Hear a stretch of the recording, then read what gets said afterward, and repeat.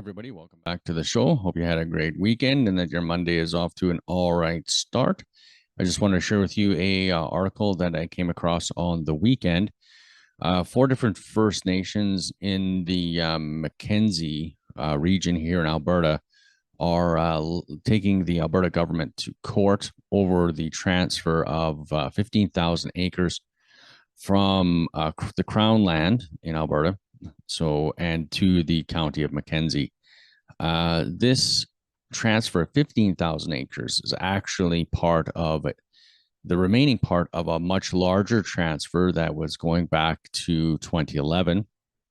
And so the entirety of the transfer that went from the province to the county was about 135,000 acres. And this is the remaining 15.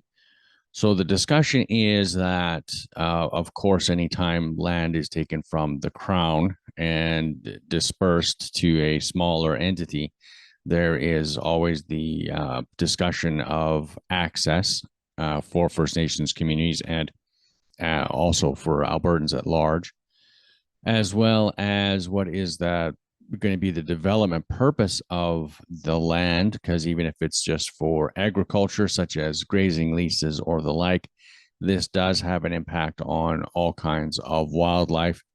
Cattle are particularly hard on springs and runoff, and as well as it's more intense in that regard. So there's environmental concerns that way. What really caught my eye is that the county of Mackenzie has asked for another 350,000 acres on top of this. So the county of Mackenzie is, I don't know a lot about the county. I don't know its population, but it clearly is after a significant portion of land, probably to increase its grazing, which is good in a lot of ways. I'm not against agriculture in any way, but I do know, having grown up around farming and ranching, that there is a significant impact on the environment in its expansion. So the discussion for First Nations communities, of course, is once it is no longer Crown land, which I'm not a fan of that term anyway, what is their access going to be? And how is their participation in things such as harvesting and the rest of it going to be impacted as it diminishes their territorial treaty claims? And so that is an interesting discussion, as you can see in the article. If you're not familiar with Crown land, a little bit of quick history on Crown land is that back in the 1600s, the Hudson's Bay Company basically lays claim to every square inch that they can get their hands on unilaterally. And then later in the 1870s, I believe it was, the land was transferred to the Dominion of Canada at the time. And then lastly, that land in the 1930s was transferred to the provincial government through what I believe was called the NRTA, Natural Resource Transfer Agreement. So that's kind of the progression from the colonial perspective on that. And from the treaty side, this was always supposed to be, of course, a co-op, of which that co-op has been, to say the least, highly problematic.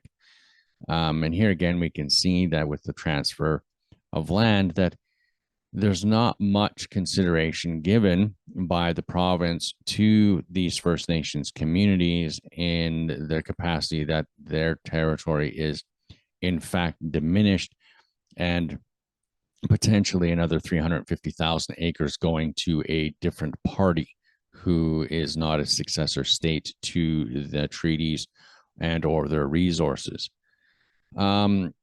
So a little context on that, in Alberta, about 60% of the province still remains within provincial control, as in Crown lands.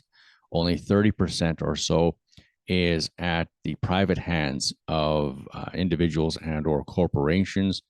And I think there's like a minor part, like 10% is federal, which is largely like, of course, the parks and Jasper and such.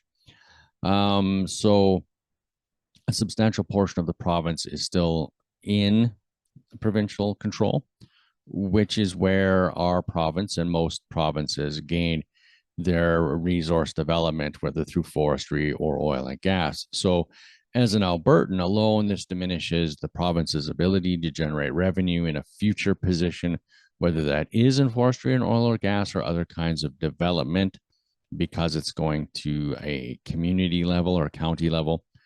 And so I'm not a fan of that. I believe there should be wider consultation. I believe more Albertans should be involved, and definitely the First Nations communities whose land resides within their treaty territory at the very least should have a much wider discussion on the future transfer, their access, and ongoing environmental impacts on these lands that were traditionally in their territory.